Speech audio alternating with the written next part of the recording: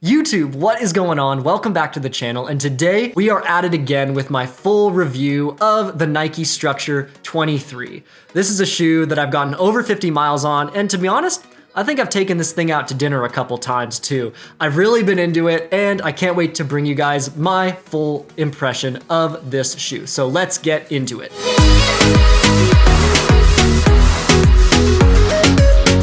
So Nike has the stack height coming in at 24 millimeters in the heel and 16 millimeters in the forefoot.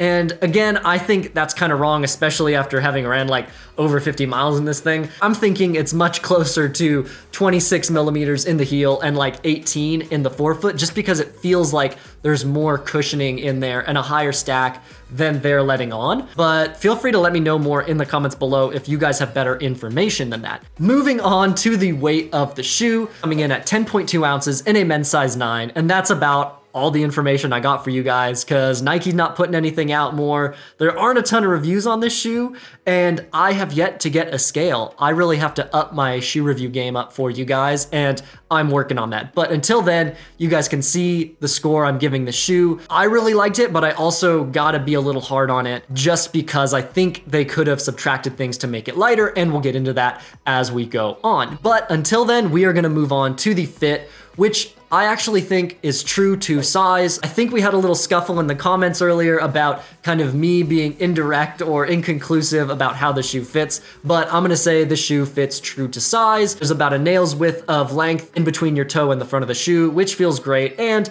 I think the width is pretty standard for Nike. A wider foot may not be as happy in the shoe, but any sort of standard or narrow width is gonna enjoy this shoe just fine. And if you have a wider foot and have tried it out, let me know in the comments below what your experience has been. So moving on to the upper, once again, Nike is using a nice standard engineered upper mesh material that feels really comfortable around the top of your foot. There is a full gusseted tongue and a very padded heel counter as well. As you can see, there's a very solid heel counter in there too to aid in the support of the shoe. I did think the lockdown was really good, especially over the top of the foot and in the ankle, but I will say I'm still having that issue where it's like putting my toes to sleep and just a little bit over the top of my foot to sleep. I don't know how to solve that. I've kind of played with the lacing system in a bunch of different ways, and I don't know why that's happening to me. And I'm also thinking it may have to do with the arch support, cutting off some blood supply there, but I don't really know. If you guys have any answers for me there, let me know, but it hasn't really affected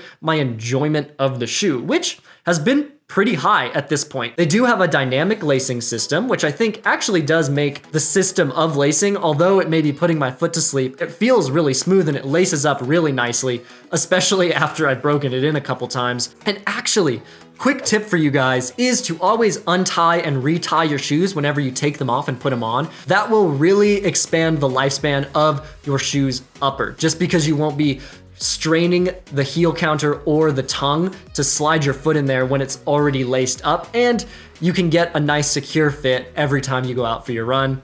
Quick aside over, you guys can kind of see my lockdown score and my overall upper score on the side right here. Good upper, I think it does the job well, but there are some things that I would have liked to change, especially the foot falling asleep thing, and we'll get to that again in a little bit here. But until then, we are moving on to the midsole.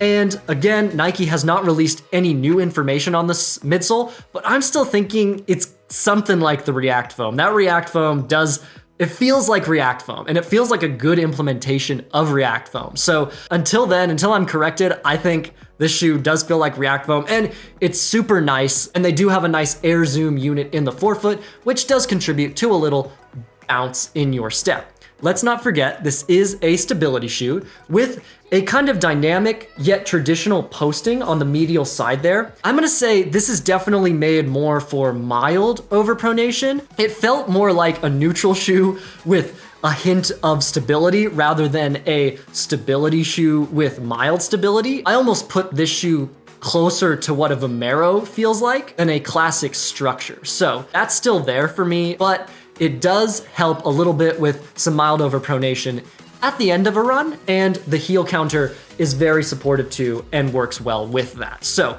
I was really happy with how the midsole performed, and I think it actually has a hint of responsiveness to your toe off. So that'll go into the best uses of the shoe, but I was fairly impressed with the midsole. So you guys can see my energy return and ride score on the side, and I gotta give it a little nod there because it is a stability shoe and still provides a nice hint of responsive performance to it. So I gotta give a big ups on that side. And then also here is my overall score for the midsole, just because I think there may be a hint of making my foot fall asleep there. So I gotta be a little hard on it, even though I've really enjoyed the overall performance and ride of the shoe. And that moves us on to the outsole. As you can see here, I've gotten over 60 miles in the shoe and there are very little signs of wear and tear.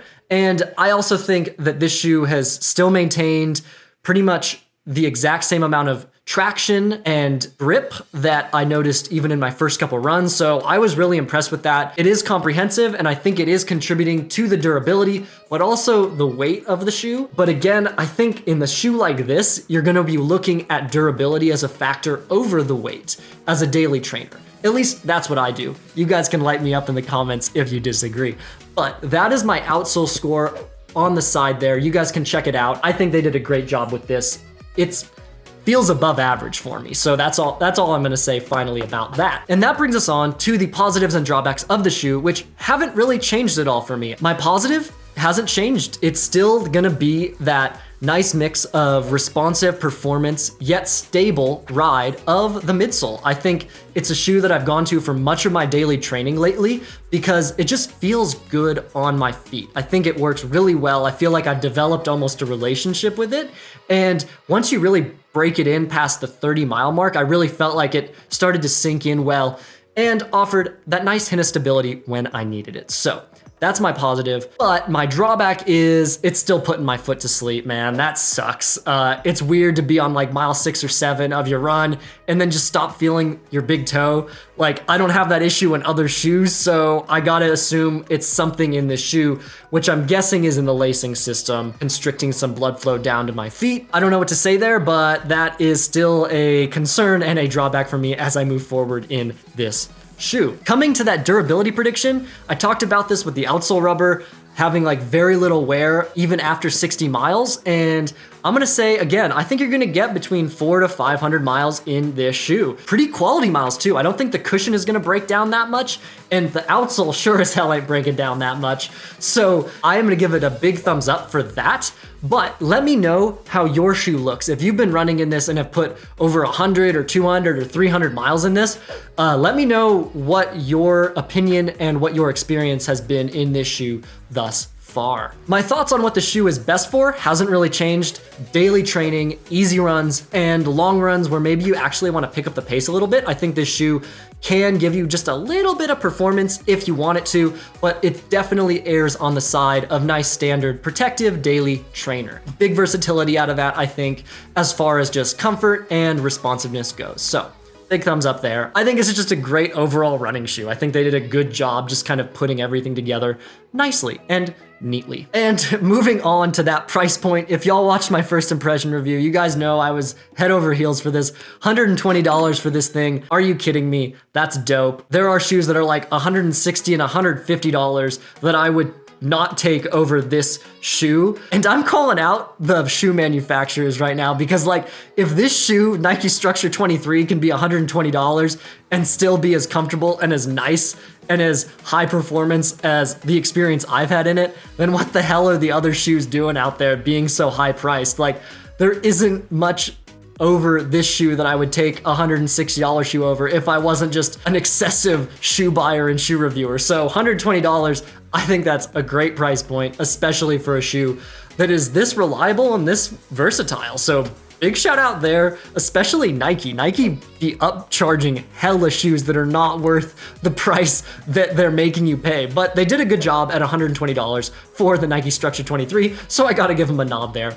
Thumbs up. And some shoes that I think are going to be in the shoes category, maybe like the New Balance Prism, the Brooks Adrenaline GTS, And then also kind of like something kind of like the Asics Gel Kayano, but the light version. I think that's gonna be a little more similar than like the full buffed up version that they're also on the market with. If you're thinking about getting this shoe, I would say this is definitely like a buy shoe. It's not gonna be the shoe you run all of your workouts in, but it's gonna be a shoe that you can go to for much of your daily training and standard mileage in. So big shout out there. I think this is a great shoe, especially for the price point it's at. So I've been very happy with how this shoe performed, and you can see the overall score right here.